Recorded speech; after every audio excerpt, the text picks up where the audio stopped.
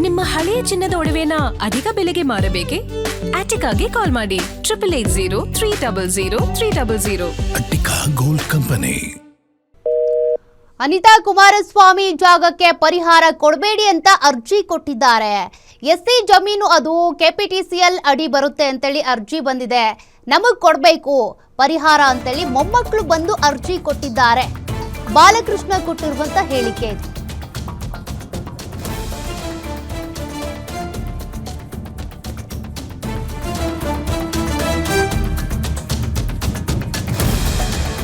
ಅತ್ತೆ ಹೆಸರಲ್ಲಿ ಜಮೀನನ್ನ ತಗೊಂಡಿದ್ದಾರೆ.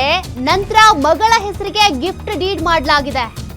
ಬೇನಾಮಿ ಅವರ ಅತ್ತೆ ಹೆಸರಲ್ಲಿ 2008ರಲ್ಲಿ ತಗೊಂಡಿರೋದು. ನಿಖಿಲಣ್ಣ ಹೆಸರಲ್ಲೂ ಕೂಡ ಜಾಗ ಇದೆ ಕಣಣ್ಣು. 36 ಎಕರೆ ಅವರದ್ದೇನಿದೆ ಅದನ್ನ ಸರ್ಕಾರಕ್ಕೆ ತಗೊಳ್ಳೋಕೆ ನೋಡ್ತಾ ಇದ್ದೀವಿ. ಬಡವರಿಗೆ ಸೈಟ್ ಮಾಡಿ ಹಂಚ್ತೀವಿ.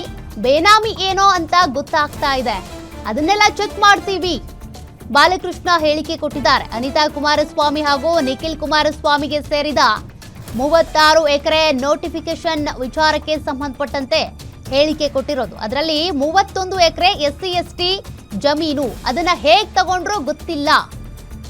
ಕೆಪಿಟಿಸಿಎಲ್ ಆಕ್ಟ್ ಅಡಿ ಯಾರೋ ಅರ್ಜಿ ಕೊಟ್ಟಿದ್ದಾರೆ, ಅದರ ಪರಿಹಾರ ನಮಗ್ ಕೊಡಿ.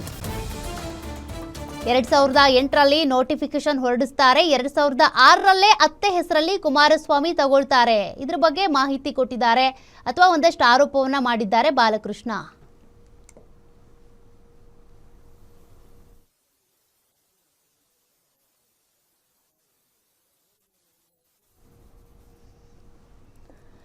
ನೋಡಿ, ಇಲ್ಲಿ ಜಮೀನಿಗೆ ಸಂಬಂಧಪಟ್ಟಂತೆ ಭೂ ಸ್ವಾಧೀನಕ್ಕೆ ಸಂಬಂಧಪಟ್ಟಂತೆ ಈಗಾಗಲೇ ಸಾಕಷ್ಟು ಜಟಾಪಟಿ ಶುರುವಾಗಿದೆ. ಈಗಾಗಲೇ ಅನಿತಾ ಕುಮಾರಸ್ವಾಮಿ ಅವರ ಹೆಸರಲ್ಲಿ ಇರುವಂತಹ 32 ಎಕರೆ ಜಮೀನನ್ನ ಸ್ವಾಧೀನ ಪಡಿಸ್ಕೊಳ್ಬೇಕು ಅನ್ನುವಂತ ಪ್ರಕ್ರಿಯೆ ಶುರುವಾಗಿದೆ. ಅದರ ಜೊತೆಗೆ ನಿಖಿಲ್ ಕುಮಾರಸ್ವಾಮಿ ಅವರ ಹೆಸರಲ್ಲಿ ಇರುವಂತಹ ಜಮೀನನ್ನು ಕೂಡ ಭೂ ಸ್ವಾಧೀನ ಪಡಿಸ್ಕೊಳ್ಬೇಕು ಅಂತ ಈಗ ಇದಕ್ಕೆ ಸಂಬಂಧಪಟ್ಟಂತೆ HC ಬಾಲಕೃಷ್ಣ ಹೇಳಿಕೆ ಕೊಟ್ಟಿದ್ದಾರೆ.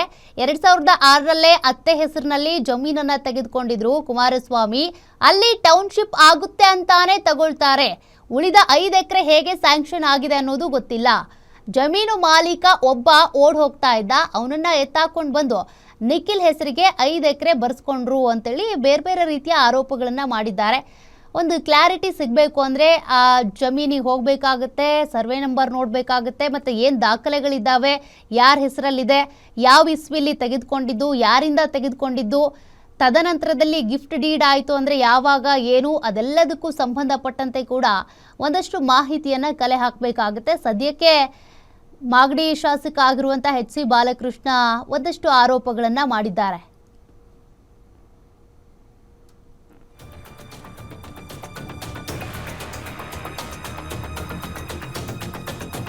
ಇದು ಬೇನಾಮಿ ಆಸ್ತಿ ಅನ್ನೋ ರೀತಿಯಲ್ಲಿ ಹೇಳಿಕೆಯನ್ನ ಕೊಟ್ಟಿರೋದು HC ಬಾಲಕೃಷ್ಣ. ನಿಖಿಲಣ್ಣ ಹೆಸರಲ್ಲೂ ಕೂಡ ಜಮೀನ್ ಇದೆ ಅಂತೇಳಿ ಹೇಳಿದ್ದಾರೆ. ಅಂದರೆ ಇಲ್ಲಿ ಬಿಡದಿ ಟೌನ್ಶಿಪ್ ಮಾಡಬೇಕು ಅಂತ ಶುರು ಮಾಡಿದ್ದೆ ಕುಮಾರಸ್ವಾಮಿ ಅವರು ಈ ಹಿಂದೆ. ಮತ್ತು ಇಲ್ಲಿ ಜಮೀನು ತೆಗೆದುಕೊಳ್ತಾರೆ, ಅದು ಬೇನಾಮಿ ಆಸ್ತಿ, ಈ ರೀತಿಯಾಗೆಲ್ಲ ಆರೋಪಗಳು ಈಗ ಕೇಳಿ ಬರ್ತಾ ಇದೆ. ಅದಕ್ಕೆ ಸಂಬಂಧಿಸಿದಂತೆ HC ಬಾಲಕೃಷ್ಣ ಅವರು ಕೂಡ ಹೇಳಿಕೆಯನ್ನು ಕೊಟ್ಟಿರೋದು. ಮತ್ತು ಇದು SC ಜಮೀನು KPTCL ಅಡಿ ಬರುತ್ತೆ, ಹಂಗಿದ್ರು ಕೂಡ ಇವ್ರು ಹೆಂಗೆ ಈ ಒಂದು ಜಮೀನನ್ನು ಖರೀದಿ ಮಾಡಿದ್ರು, ಗಿಫ್ಟ್ ಡೀಡ್ ಮಾಡಿದ್ದಾರೆ, ಬೇನಾಮಿ ಆಸ್ತಿ ಅನ್ನುವಂಥದ್ದು ಕೂಡ ಕೇಳಿ ಬರ್ತಾ ಇದೆ. ಹಾಗಾಗಿ ಒಂದಷ್ಟು ಆರೋಪಗಳು ಇರೋದ್ರಿಂದ, ಗೊಂದಲ ಇರೋದ್ರಿಂದ ಇದಕ್ಕೆ ಸಂಬಂಧಪಟ್ಟಂತೆ ಇನ್ನೂ ಕೂಡ ಮಾಹಿತಿ ಇಲ್ಲಿ ಕಲೆ ಹಾಕಬೇಕಾಗಿದೆ ಅನ್ನೋದು ಮೇಲ್ನೋಟಕ್ಕೆ ಗೊತ್ತಾಗ್ತಾ ಇದೆ.